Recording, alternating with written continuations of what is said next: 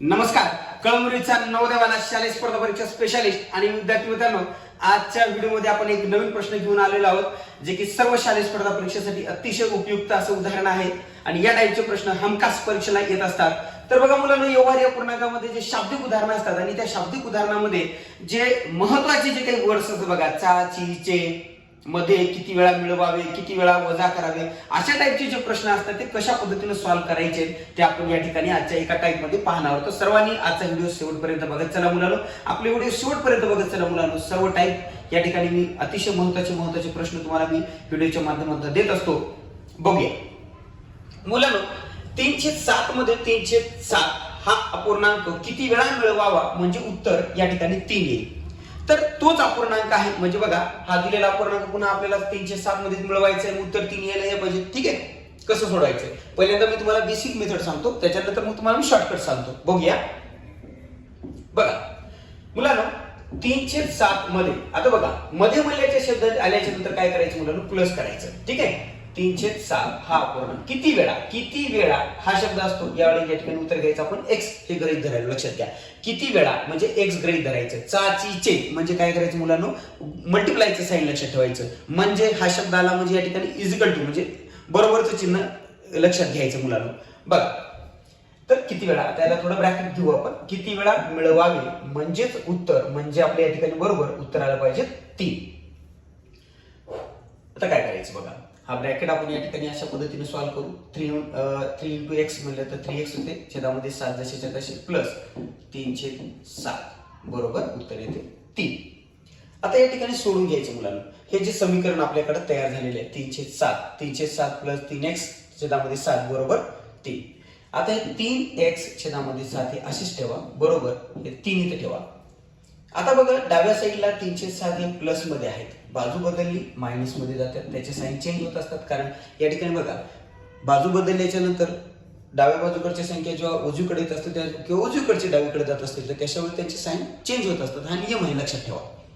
पुढे बघा 3x छेदामध्ये 7 बरोबर. आता आपल्याला माहित आहे हा जो मिक्स फ्रॅक्शन तयार झाला मुलांना, हा मिक्स फ्रॅक्शन तयार झालाय. आता याला आपल्याला इम्प्रॉपर म्हणजे अंशाधिक अपूर्णांकामध्ये कन्वर्ट करायचंय. तर बेसिक थोडंसं चांगलं पाहिजे मुलांना. लक्षात घ्या, बेसिक जर चांगलं असेल तर त्या गोष्टी लवकरात लवकर तुम्हाला समजतील. 7 त्रिक 21, 21 मधून 3 जर वजा केले तर आपल्याकडे उत्तर येते बघा 8. 19, 20, 21 म्हणजे 18 बरोबर 7. आता पुढे बघा काय स्टेप करायची आपल्याला. पुढची जी स्टेप आहे, पुढची स्टेप बघून घ्या. तर 3x छेदामध्ये 7 आपल्याला x ची व्हॅल्यू काढायची.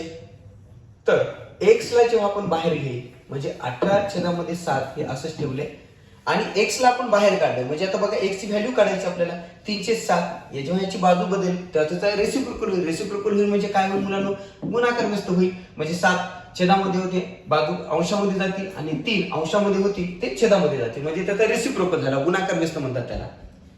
x बरोबर हे 7 कटले बरोबर आहे. 3 1 3, 3 ने इकडे त्रिकस काटाकाटी केली तर 6चा म्हणजे x ची व्हॅल्यू किती आली मुलांनो, 6. बघा सोप्या पद्धतीने तुम्हाला मी सांगितलं, पुन्हा एकदा सांगतोय. काय केलं लक्षात घ्या, 307 मध्ये 307 किती वेळा, x वेळा माहित नाही, काढायचे आपल्याला ते बरोबर 3 उत्तर 307 बरोबर. याचा आपण ब्रॅकेट बघा 3 गुणिले x, 3x छेदामध्ये 7 बरोबर उत्तर 7. 3 घेतले 3x छेदाम 7 बरोबर 3. आता हे प्लस होते, बाजू बदलली या ठिकाणी मायनस झाले. 3x छेदामध्ये 7 बरोबर जशात तसे.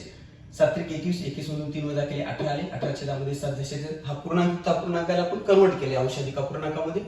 मग x ची व्हॅल्यू करायची, x ला बाहेर घेतले 18 चे 7 गुणिले. आता हा गुणाकार व्यस्त झालाय, 7 वर गेले 3 खाली आले, 7 7 कटले, 3 1 3, 3 18 म्हणजे या ठिकाणी 6 आले बरोबर आहे. आता हे झालं मुलांना बेसिक मेथड. काय झालं, बेसिक मेथड. तर तुम्हाला जर समजा वाटलं हे गणित शॉर्टकट करायचं तर काय करू शकता बघा. जर तुम्हाला या पद्धतीने शॉर्टकट जर सोडायचं झालं तर काय करायचं, नियम काय सांगतो बघा, तोच अपूर्णांक आहे. अशा वेळेस तुम्ही याही पद्धतीने सोडू शकता, म्हणजे छेद भागिले अंश गुणिले येणारं जे उत्तर आहे, म्हणजे हे जे किती वेळा मिळवायला मध्ये जे येणारं उत्तर जे आहे ते म्हणजे याला आपण बेरीज म्हणू. किती वेळा मिळवायला तर येणारं उत्तर जे बेरीज आहे आणि त्याच्यातून वजा 1 करायचं. आता बघायचा तोच अपूर्णांक आहे बघा, तोच अपूर्णांक असेल तर छेद किती याचा 7, अंश किती आहे 3 गुणिले येणारं उत्तर किती आहे आपलं 3 बरोबर आहे. -1 3 3 कटले 7 वजा 1 उत्तर किती आलं 6.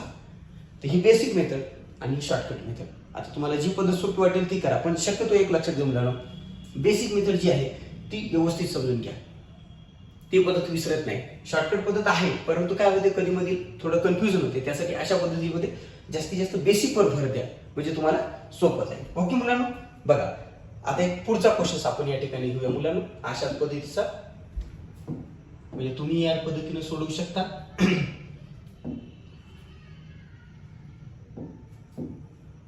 चला पुढचा क्वेश्चन मी तुम्हाला बदल करून देतो.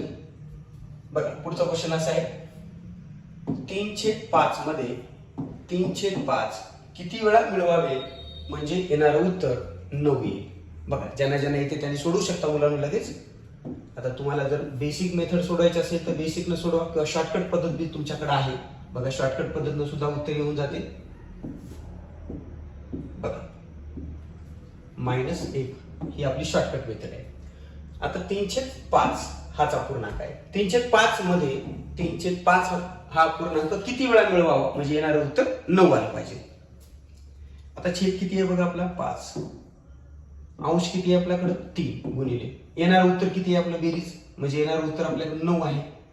आणि -1 बघा 3 1 3 3 7 3 त्रिक 9 आणि दोघांचा गुणाकार 5 3 15 आणि 15 मधून 1 वजा करा, येणारं उत्तर 14. शॉर्टकट पद्धत. ठीक आहे. आणि जर तुम्हाला या ठिकाणी बेसिक पाहिजे असेल तर बघा बेसिक मेथड कसं येते, 3/5 मध्ये 3/5 किती वेळा x वेळा मिळवावे म्हणजे येणारं उत्तर 9 येईल.